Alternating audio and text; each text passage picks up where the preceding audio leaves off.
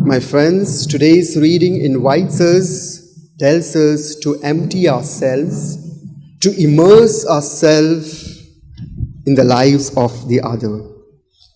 And how to immerse ourselves simply by serving them and loving them. In today's first reading, the prophet Isaiah makes a bold statement, rather makes a scary statement saying, "The Lord has pleased to crush him in infirmity."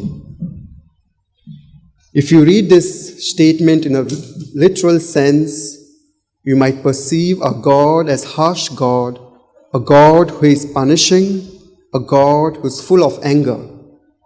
But if you read this statement in a more deeper and reflective manner, you will see that God does not want to crush us, but he wants to crush our ego, our pride, a negative attitude, so that we may see and live our true selves. Today, God wants us to crush our titles, our worldly desires, our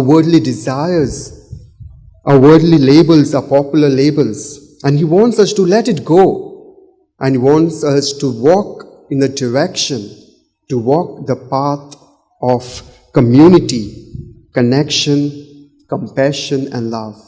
And this is the first message we get from the first reading. In the second reading, Paul takes us even further on the theme of self-emptying and immersion.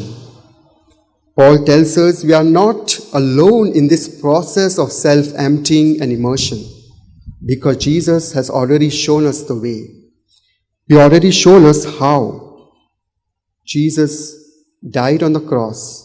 He self-emptied himself wholly, totally, for us, for our love and for our salvation.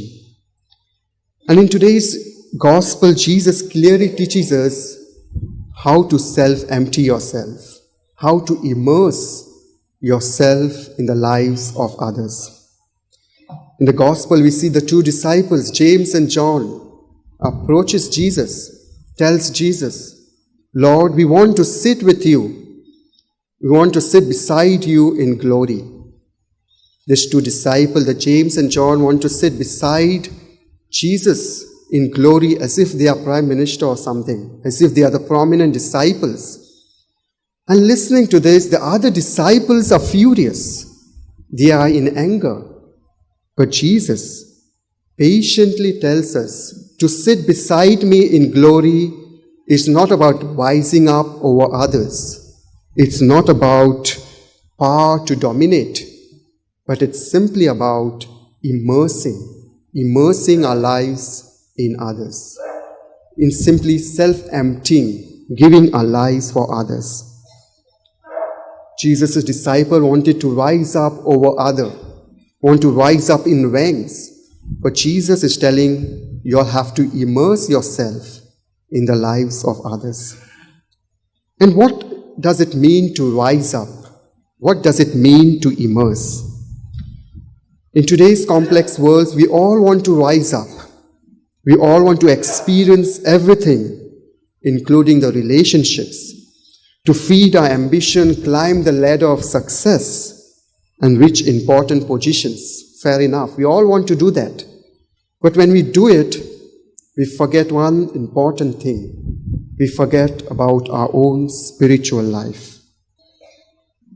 Most of the time, we do great works, charitable works, but most of the time when we do it, sometimes we want to seek affirmation. We want to seek recognition, praise, and praise from the others. And when we do certain works or certain goodness in the society, at the end of the day, we need to evaluate ourselves. We need to ask ourselves, why am I doing this work, or why I'm carrying out this work and responsibility? Is it because out of service?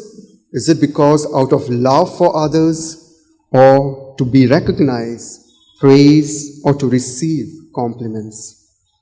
And therefore Jesus tells us everyone to immerse to immerse yourself in the lives of others. And how can we immerse? Is simply by showing compassion. Showing compassion to those who are struggling in their lives, just as Jesus did. Jesus renounced all the worldly titles. He renounced all the worldly desires. He renounced his popularity, and he simply chose to be with the people. He simply chose to be close with the people so that he can understand the struggles, the need of the people. In other words, Jesus totally immersed himself in the lives of the others. In our baptism, we are also totally immersed in Jesus, immersed in the Holy Spirit. So today, during this Eucharistic celebration, let us ask the Holy Spirit to renew that grace of baptism so that we may become like Jesus, so that we may become like Him, more like servants. And thus in today's Gospel, Jesus ends by saying to His disciple and saying to us, "Whoever would be great among you must be your servant."